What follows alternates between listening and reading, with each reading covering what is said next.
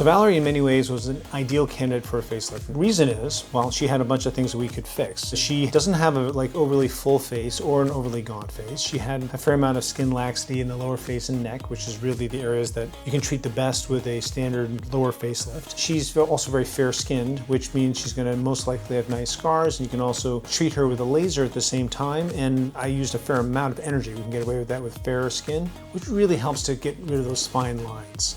So the nice thing about what we did with Valerie was we did all of that with a minimal approach, meaning it was really like a minimal deep plane facelift. So everyone knows what a deep plane facelift these days. It's become like a very popular thing, even though the technique's been around for 40 years. So in this case, what we did was we did a very minimal dissection, meaning much less undermining. The surgery isn't as extensive, but we're still doing the deep plane aspect. So you're getting the deep plane lift with minimal recovery. That's the part that really I think is the sweet spot for her. So Valerie is doing hyperbaric oxygen and red light therapy. Hyperbaric oxygen boosts the oxygen in your cells. I mean, dramatically, many fold what you could get just from breathing even 100% oxygen at regular atmospheric pressure. That increased oxygen actually improves the healing process, decreases risks of tissue essentially dying. Whenever you damage tissue, some of the tissue can die, so less of that happens. Decrease the risk of infections, and actually there's lots of other beneficial things too that have nothing even to do with the surgery. The red light therapy does similar things. It can upregulate ATP production, which gives your cells energy, and energy to do everything, including heal.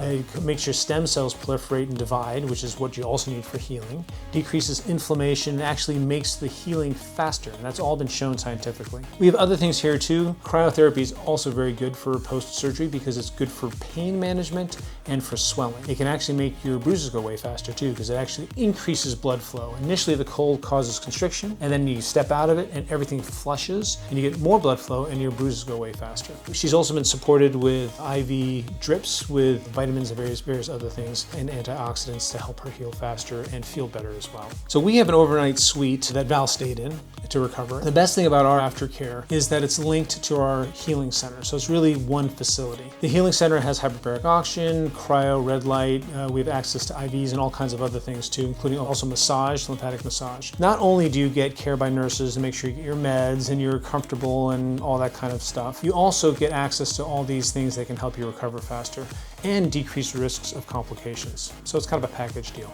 Surgeries like Val's are incredibly rewarding for me because, well, it's nice to see a friend look better and feel better. I mean, that big smile on her face every day is honestly payment enough. But she just looks so nice. And I see the Val that I met. I mean, literally, I met her 15 years ago when I first hired her, and we brought that clock back. I mean, for her, it really is like 15 years. She looks that much better.